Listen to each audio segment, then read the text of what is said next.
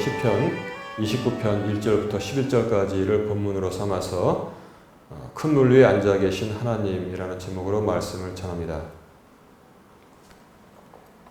지금은 주일 예배 시간입니다. 그런데 저는 저 외에는 아무도 없는 교회에 홀로 나와서 말씀을 전하고 있습니다. 이 말씀을 전하는 것은 이 말씀을 녹음해서 유튜브에 올려서 우리 오늘 한 주 가정 예배를 드리기로 했는데 모든 성도님들을 들을 수 있도록 그렇게 하기 위해서입니다. 오늘 본문 시편 29편이 전하는 것처럼 지금은 천둥과 번개와 폭우와 홍수의 날입니다. 그래서 오늘 본문을 통해서 말씀을 전하는 요지가 무엇이냐면 세 가지인데, 첫 번째는 천둥과 번개와 폭우와 홍수의 날의 의미가 무엇이며, 또 이 천둥과 번개와 폭우와 홍수의 날에 우리가 해야 할 일이 무엇이며, 또 세 번째로는 천둥과 번개와 폭우와 홍수의 날, 즉 이 환난의 날에 주님께서 우리를 위해서 행하시는 일이 무엇인가를 전하는 것이 오늘 말씀의 요지인 것입니다. 오늘 말씀을 소개하자면 시편 29편은 다윗의 찬양시인데, 다윗의 여러 찬양시들을 읽어보면은 그의 믿음을 잘 알아낼 수 있습니다. 시편 8편을 보면은 다윗이 달밤에 묵상했던 것을 알 수 있습니다. 시편 8편 3절에 주의 하늘들 곧 주의 손가락으로 지으신 작품과 주께서 정하신 달과 별들을 내가 깊이 생각하오니 사람이 무엇이기에 주께서 그를 생각 속에 깊이 두시나이까. 이 말씀을 통해서 상상을 해볼 수 있습니다. 다윗이 아주 달 밝은 밤에 잠을 자지 아니하고 이 천지 만물을 지으신 우리가 측량할 수 없는 하나님께서 이 미미한 인간들 하나하나를 다 기억하시고 깊이 생각 속에 두시고 있구나. 이 얼마나 말로 형용할 수 없는 그런 감동의 그런 시간이 되겠습니까? 우리도 잠 안 오는 밤에 텔레비 보지 마시고 깊이 천지를 창조하신 하나님을 묵상하는 시간을 가져보는 것이 좋겠다 생각합니다. 아마 그런 시간들 많이 가졌을 것이라고 저는 생각합니다. 지금까지 얼마나 많은 불면의 밤을 보냈겠습니까? 또 시편 19편을 보면은 다윗이 달밤에만 묵상한 것이 아니고 햇빛 찬란한 아침에도 묵상했다는 사실을 알 수 있죠. 시편 19편 4절 보면은 그분께서 해를 위하여 하늘들 안에 장막을 세우셨으므로 해는 자기 침소에서 나오는 신랑 같고 경주하려는 힘센 자같이 기뻐하는도다. 이렇게 고백하고 있는데, 다윗은 밤이나 낮이나 아침이나 점심이나 주님을 생각했다는 사실을 성경이 전하고 있습니다. 또한 다윗은 시편 23편에 보면은 그 얼마나 평안한 그런 시입니까? 그런데 그렇게 평안한 날도 노래하지만 오늘 시편 29편처럼 천둥과 번개와 폭우와 홍수의 날도 하나님을 묵상하고 찬양했던 것을 성경이 전하고 있습니다. 그래서 우리도 다윗처럼 낮이나 밤이나 평안할 때나 환난 때나 하나님을 묵상하고 하나님을 찬양하는 그런 복된 삶을 살 수 있기를 주님의 이름으로 축원합니다. 오늘 우리가 처한 상황을 보면은 남해일 같았던 중국 우한의 폐렴 역병이 느슨한 방역과 결단력 없는 것과 초기 방역 실패와 특별히 이제는 국민 밉상으로 확실하게 자리매김한 신천지 특유의 거짓과 속임수로 말미암아 국가의 재앙이 되어가는 모습을 보고 있습니다. 제가 지금까지 모태신앙인으로서 쭉 교회를 다녔고 예배를 드렸는데, 여러분 아시는 것처럼 제가 병원에 입원한 얼마간을 빼놓고 이렇게 건강한 상태에서 홀로 교회에 나와서 설교하는 것은 제 인생의 첫 번째 경험인 것입니다.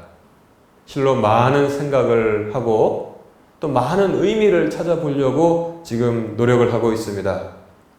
그런데 오늘 본문 말씀을 보면 이 모든 것을 주님께서 행하고 계신다라고 다윗이 우리에게 전하고 있습니다.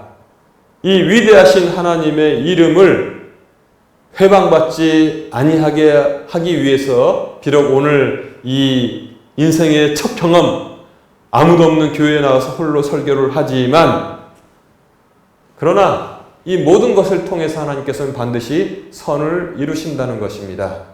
우리가 이 시기에 행해야 할 것, 즉 설교 요지 두 번째, 우리가 할 일이 무엇이냐? 이것은 하나님의 이름이 회방받지 않도록 하는 것입니다. 왜냐? 성경은 하나님의 이름을 굉장히 중요하게 우리에게 알려주고 있습니다.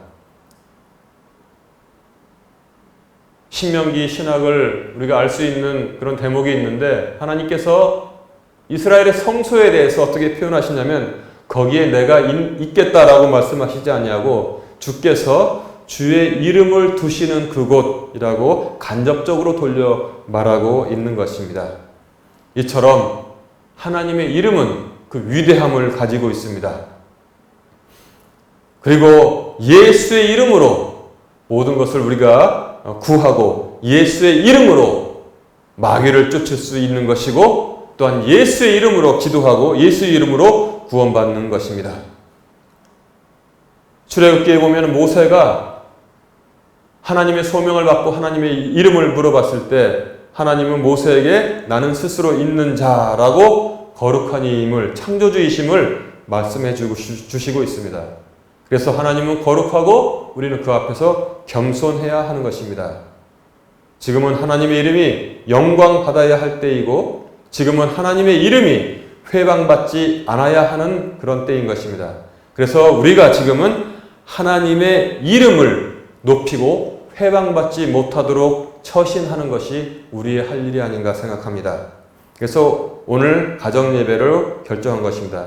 또한 우리가 깨어있는 크리스찬들이라면 이 나라에 하나님의 이름을 회방하려는 세력들이 분명히 눈에 보이게 되어 있습니다. 그러나 사랑하는 성도 여러분, 염려하지 마십시오. 이 모든 것을 하나님께서 행하고 계십니다. 지금까지 어쩌지 못한 사악한 악성 이단 신천지와 그 교주 이만희의 민낯이 낱낱이 국민들에게 지금 드러나고 있습니다. 수많은 폭로가 이어지고 있고 고발과 고소가 이루어지고 있습니다. 그리고 우리나라 대한민국이 입은 이 천문학적인 이런 피해를 합법적인 경로를 통해서 구상권 청구를 하게 된다면 아마 제 생각에는 이번 기회에 신천지가 완전하게 끝나게 될 것 아닌가 이렇게 생각을 합니다. 지금까지 그 누구도 하지 못하는 일들을 하나님께서는 한 번에 지금 이루고 계신 것입니다. 하나님을 대적하는 자들의 무능함도 또한 낱낱이 드러나게 하시며, 우리가 하나님을 떠나서는 아무것도 아니구나 라는 사실을 새롭게 지금 깨닫게 만들어 주시고 있습니다. 이처럼 아주 복잡하게 얽혀있는 모든 문제를 지금 한 번에 풀어주고 계시는 중이라고 생각합니다. 그런데 결론은 또한 무엇이냐? 10절에 보니까 주께서 큰 물 위에 앉아 계시나니 참으로 주께서 영원토록 왕으로 앉아 계시는도다. 이렇게 성경은 전하고 있습니다. 여기서 큰 물은 즉 카오스, 즉 혼돈이란 뜻인데, 하나님을 대적하는 것 같이 보이지만 그러나 그것은 하나님의 손 아래서 지위를 받고 있는 그런 종의 신분에 불과하다는 사실을 알 수 있습니다. 노아의 홍수를 통해서 하나님은 죄된 사람들을 심판하셨고, 또한 그 후에 재창조를 하셨던 사실을 신명기를 통해서 우리가 알 수 있습니다. 그 큰 물 위에 지금 하나님께서 앉아 계신 것입니다. 밤바다를 걸어오시면서 폭풍우를 보고 무서워하는 그런 제자들에게 주님께서 말씀하신 것처럼 지금도 우리에게 내니 안심하라 하나님께서 말씀하고 계시고 있습니다. 이제 말씀을 정리합니다. 이 환난과 재앙의 날에도 하나님께서 다스리고 계십니다. 이 환난과 재앙의 날은 의미가 무엇이냐? 하나님께서 주님의 뜻을 행하시는 날인 것입니다. 지금까지 사람이 어쩌지 못했던 복잡한 문제들 해결해 주시고 하나님을 대적하는 자들의 무능함도 낱낱이 드러내시고 우리가 하나님을 떠나서는 아무것도 아니구나라는 사실을 알게 해 주시고 있습니다. 두 번째, 이 환난 때 우리가 할 일이 무엇이냐? 하나님을 의지하고 신뢰하고 하나님을 찬양하며 하나님의 이름이 회방받지 아니하게 하는 것입니다. 그러면은 하나님께서 우리를 위해서 행하시는 일이 무엇인가? 세 번째, 즉 그것은 무엇이냐? 11절에 이렇게 말씀하고 있습니다. 주께서 자신의 백성에게 힘을 주시리니 주께서 자신의 백성에게 화평으로 복을 주시리로다. 이렇게 성경은 우리에게 전하고 있습니다. 이 재앙은 우리에게 닥쳐온 것이 아닙니다. 지금은 주님의 이름을 찬양할 때인 것입니다. 이 시기를 통해서 하나님께서 우리에게 주시는 것은 힘과 화평과 복인 것입니다. 이제 정리가 다 됐죠?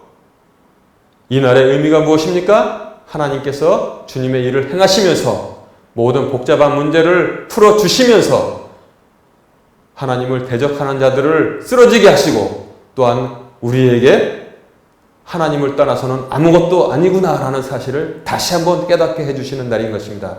이 날에 우리가 해야 할 일이 무엇입니까? 하나님을 신뢰하고 하나님을 의지하면서 하나님의 이름이 회방받지 아니하도록 주님께 헌신하는 것입니다.